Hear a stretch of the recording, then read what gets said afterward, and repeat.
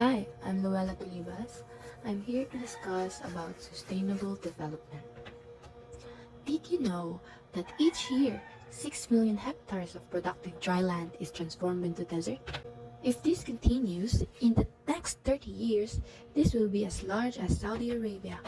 The land has total area of 2.15 million kilometers. Also, more than 11 million hectares of forests are destroyed every year, and this over 30 years would be as large as India, over 3.287 million kilometers.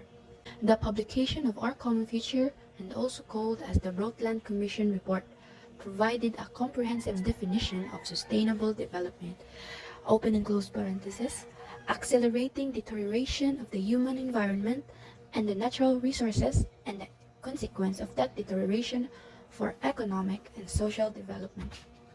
What is sustainable development?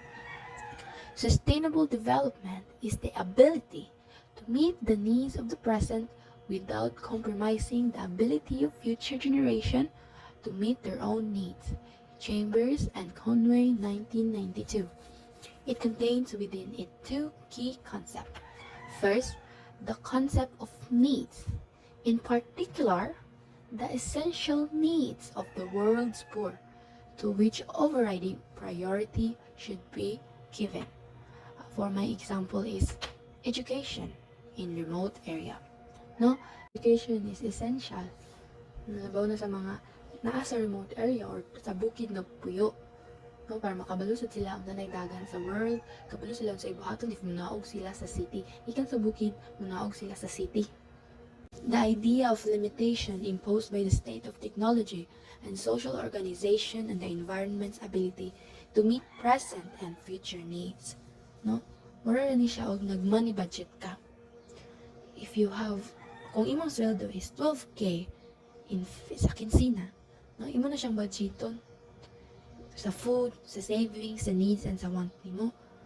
Kay kung imong gastuon imong budget nga kwarta para sa imong ugma nga pagkaon, maglisod ka. The term stability is used by scientists in various fields of science. In general, stability means the ability of the system keep it in the given parameters, and it is characterized by three aspects. First is inertia or persistence, the ability of a system to resist being distorted or altered. My example for this is motivation.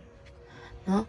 When you are on your motivation phase, nothing can stop you to get that goal. Bisag wala kay tulog, bisag wala kay kaon. Focus kay ka, motivated kay ka, muhuman anang imuhang project, imuhang report, kay imuhang ng report unya. Bisag katulgo na kay ka, motivated kay ka mubasa sa imong part, para lang na kay ikatubag. No? Wala effect ang katungkol. Next is constancy, the ability of a system to maintain a certain size or state. My example for this is like the ship on the ocean. No matter how strong and big the wave is, the ship keeps standing. Next is resilience, the ability of a system to recover after disturbance. No matter what you throw at it, it goes back to its original form. The concept of sustainable development does imply limits, not absolute limits, but limitation imposed by the present state of technology and social organization on environmental resources, and by the ability of the biosphere to observe the effect of human activity. My example for this is cutting trees. No? What can we make out of a tree? We can make a papers, a furnitures, a loofahs, houses, and many more. Dili siya bawal na magputol og trees, but natay limit sa pagputol sa trees. Dili tanan klase sa trees imong pwede putlon, no?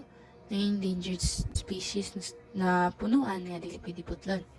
Sustainable development requires meeting the basic needs of all and extending to all the opportunity to fulfill their aspiration for a better life. At a minimum, sustainable development must not endanger the natural system that support life on Earth. the atmosphere, the water, the soil, and the living being. Like, kay hihaw man tag manok, mubuhi sa tag manok, palita mo tanog manok. Kay kaputol man tag trees, kay tanom po tag trees, para dili po ta air polluted or mabahaan. More siya give and take. Example for that is factories that cause so much air pollution. Sustainable development is expected to encompass the three pillars of economic development: social equity and environmental protection. Na ang sustainable development daw expected na siya nagahawid siya og three pillars, that is economic development, social equity, and environmental protection by Durkheim and Murphy, 2010. However, for more than 20 years, the convergence of these pillars appears to be elusive when it comes to implementation. No? In 20 years, kaning tulo ka pillars kay dili ka-achieve when sa time nga ginabuhat na siya, no? Gina-implement na siya, gina-practice na siya. There are some effort to integrate sustainable development and economic paradigm, but still it is relegated to the issue of environment. Nung nadya po uban daw na gina-combine po nila ang sustainable development and economic paradigm, pero gakumit po niya siya og issue sa environment. Economic development is not sustainable if it increases vulnerability to crisis. A drought may force farmers to slaughter animals needed for sustaining production in future years. A drop in prices may cause farmers or other producers to overexploit natural resources to maintain incomes. However, with appropriate technology, vulnerability can be reduced. Hence, a development path that combines growth with reduced vulnerability is more sustainable than one that's not. No, para sa akong ganina, siya give and take. No? Dili dapat nasira tagpa, dili dapat sira tag putol, dili dapat sira tag ihaw, no? Dapat maglansad tag trees para di ta mabahaan, dili ta ma-air polluted, no? Magbuhi po tag animals para di ta mahutdan og pagkaon, no? Manglimpyo tag dalan, manglimpyo tag dagat para dili ta water polluted, dili mastak ang mga basura magkakos og flood, no? Other variables in the equation of sustainable development. To achieve sustainable development, other variables must also be considered. These include education, health, and social justice. Disadvantaged groups like the indigenous people living in the forest and desert nomads must also have the assurance of survival by having the fair share of the Earth's resources. In essence, sustainable development ensures that the meeting of the present and future needs and aspirations of humanity, there will be no exploitation of nature resources. It also strongly adheres to the principle of harmony between and among investment direction, technological development orientation, and the environment in general. Sustainable Development Goals. Since the Millennium Development Goals launched at 2000 intended to make Since the Millennium Development Goals launched in 2000 intended to make a global progress on poverty, education, health, hunger, and environment expired. The UN member states are finalizing the Sustainable Development Goals, or the SDGs, to replace it. It outlines 17 steps to attain sustainable development from 2015 to 2030, and these are as follows. Number 1, end poverty in all its forms everywhere.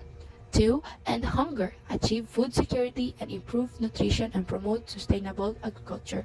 3. Ensure the healthy lives and promote well-being for all at ages. Ensure inclusive and equitable.